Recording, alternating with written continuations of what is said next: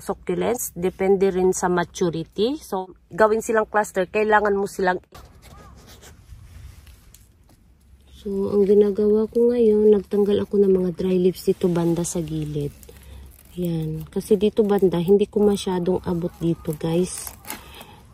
Inalis ko muna yung isang tray dito sa gilid. Nilagay ko muna dyan. Ayan, para makapasok ako dito. At maabot ko yung mga kailangan kong tanggalan ng mga dry leaves. Yan, tulad nito, si Snowflakes. Ito si Snowflakes, guys. Ayan. Yan, si Snowflakes. So, mayroon nga palang nag-comment kung gaano katagal bago magkaroon ng babies or mag-cluster. Ayan, in short, mag-cluster yung isang succulents. So, ang sagot po ay depende. Depende sa variety ng succulents. Depende rin sa maturity. So, kung mature din yung succulents, mas maganda kasi mas mabilis siyang magkaroon ng baby. And, meron ding succulents na kahit matured na, katulad nito, itong mga Agavoides variety ko, kahit matured na, mabagal pa rin or hindi sila nagkakaroon ng babies. Mahirap sila magkaroon ng baby. Ayan. So, kung gusto mong mag-propagate or gawin silang cluster, kailangan mo silang i-head cut para maglabas sila ng baby doon sa stem. Katulad nito. Ito. Ito siya si Onslow. Hined cut ko siya. So, ito yung mga babies na lumabas sa stem. Tapos ito yung head na nakatabi niya dito. Ito.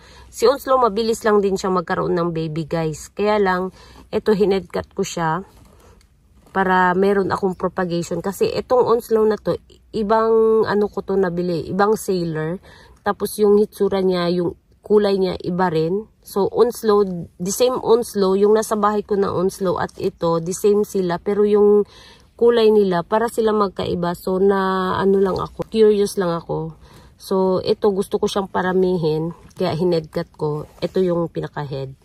So, nag-cluster na lang siya. Pwede mong gawing cluster kapag hined cut mo. Naglalabas siya ng maraming babies. Or meron din naman katulad nito. Ito. Binili ko lang yan, guys, na napakaliit, guys. Parang ganito lang siya kalaki. Mas malaki lang siya ng konti dyan. Tapos ngayon, ganyan na yung hitsura niya. So, siguro na to sa akin, 3 years na siya. Kasi nung pagkabili ko nito, siya, guys, yung roots niya nabulok.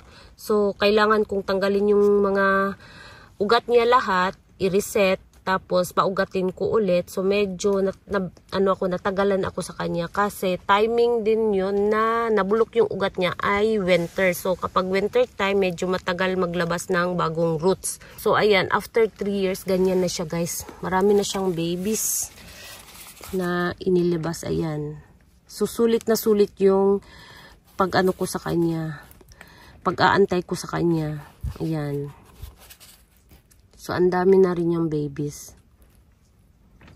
So, kailangan niyang ilipat ng medyo malaking pot kasi nga, ayan, nagsikipan na yung mga babies niya. Si White Queen. Mayroon ding isang White Queen. Ito, kapatid niya. The same plant sila kasi 2 heads to siya na pinaghiwalay ko sila para nga in case na mamatay yung isa, meron akong extra. So, ito rin. Ayan. Yan, oh. After 3 years. Yan, marami na siyang babies na inilabas. So, pwede mo rin siyang i-head cut para mag-cluster siya. Pwede din sa antayin mo na magkaroon siya ng babies. Ang mas maganda na variety, kung gusto ninyo mabilis mag-cluster, yung mga ganitong hitsura, yung parang mayroong elegance na kalahi, mas mabilis silang magkaroon ng babies. Yung may mga elegance na kalahi. Ayan, kunin natin. So, ito ay 1 year old na siya sa akin mula nung binili ko siya. So, ganyan na. Marami na siyang baby. Ayan. May babies na siya paikot. Si Cloud, ang pangalan niya. Tapos, nagpipink yung niya, o dahon niya, o nagpipink. So, 1 year old, after 1 year, ganyan, marami na siyang baby, guys. Si Cloud. Yan. So, ito naman si si Revolution. Ito siya guys, ano to, head cut lang to siya. So kapag i-head cut mo siya, mabilis siya magkaroon ng mga babies, mas mabilis siyang mag-cluster kapag hined cut mo siya. So nag-head cut ako dati ng Revolution, so ang dami na rin yung baby. Yung mga lumabas sa stem, ayun, hindi ko na sineparate para cluster siya tingnan. So, nandun sa bahay. So, ito ay mga heads lang to. Kapag hinedcut ko to siya, syempre, mag-cluster siya kasi maglabas siya ng mga babies. Mabilis lang siya maglabas ng babies sa stem kapag hinedcut mo. Itong si Revolution. So, meron ako dito, ito. Itong mga nakatanim sa tray na to guys ay 1 year na sa akin. Noong last month, January, first week ng January. So, binili ko lang to ng napakaliit kasi pang nga siya, pang arrangement nga siya. Kaya lang, sobrang liit niya. Gusto ko munang palakihin pero nasobra naman sa laki ngayon. Ayan. So, na siya, parang sayang na siya i-arrangement kasi nga, yung iba dito mayroon ng baby, yung iba naman ay wala pa. So, binili ko lang to ng napakaliit. So, yung pot niya ay eto. Ayan. So, ganyan lang kaliit yung pot niya guys. Ayan. So, mas maliit pa siya dito nung binili ko. Yung niya, parang ganito lang siya kalaki dati guys. Oh. Ayan, ganyan lang sila kalaki dati. Halos lahat. Ganyan kalaki. Pero ngayon, ganyan na sila. Malaki na sila. At yung iba, ayan, meron na mga babies. Ito, marami ng baby. Yung iba, maraming babies, guys. Ayan, oh, meron din dito sa ilalim. Ayan, oh. May mga babies na dyan. Ito rin. So, yung mga ganitong hitsura ng mga succulents, mabilis lang siyang magkaroon ng baby. Ito rin. May mga babies. So, ito wala pa siyang baby. Ito. Ito rin wala pa. Ito wala pa. Ito rin wala pa. So, yung mga ganitong hitsura ng mga succulents guys, yung parang may elegance na siya, na lahi. Ayan, mabilis siyang magkaroon ng baby. Ayan, ito rin. Tapos ito rin, mayroon ding baby. Ayan, diba? Ito. Mayroong mga babies. So, ayan. Yung iba dito, marami ng babies. Yung mga ganitong klase na, na hitsura. Ayan. May mga babies. So, meron ding na pinropagate mo sa dahon. Instant cluster na siya.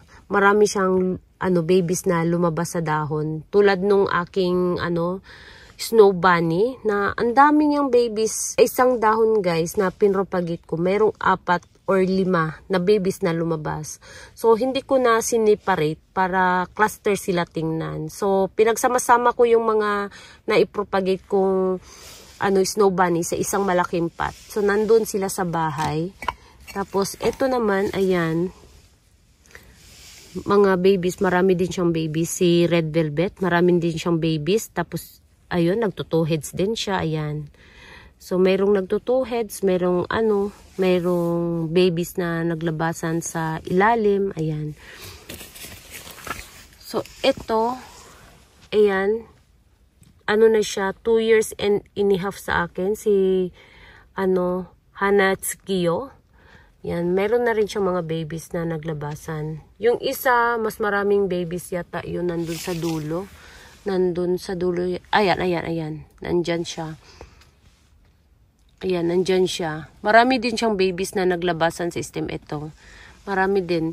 So, itong aking, ayan, si Cubic Frost.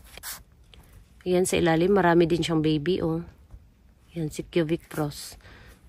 So, ito, medyo matagal na rin to sa akin, guys. So, yung iba, hindi ko nakabisado kung gaano na sila katagal. Pero, ang pinakamabilis, 1 taon magkaroon na ng baby kapag matured na yung isang succulents. Pero, pag medyo bata-bata pa, medyo mag-aantay ka pa ng, another year para maglabas siya ng babies. At meron din naman na kahit baby pa siya, naglalabas na siya ng pups doon sa ilalim. So, yun lang guys yung ating ngayon, kung gaano ba katagal magbigay ng baby. Ayan. Depende lang talaga sa klase ng succulents. Merong mabilis, meron ding mabagal. Ayan. So, yun lang guys ang ating video for today. Thank you so much for watching and please don't forget to subscribe and like to my channel. Sa hindi pa nakapag-subscribe, please subscribe my channel at i-click nyo na rin ang bell button para ma-update kayo pag nag-upload ako ng bagong video. Ayun, thank you so much for watching guys. Ito nga pala si isingit ko lang. Itong si Margaret Trapen, mabilis din siya magkaroon ng babies guys. Last year ko lang to siyang hinedcut. Ayan, may mga babies na siya. Meron na din sa ilalim bago.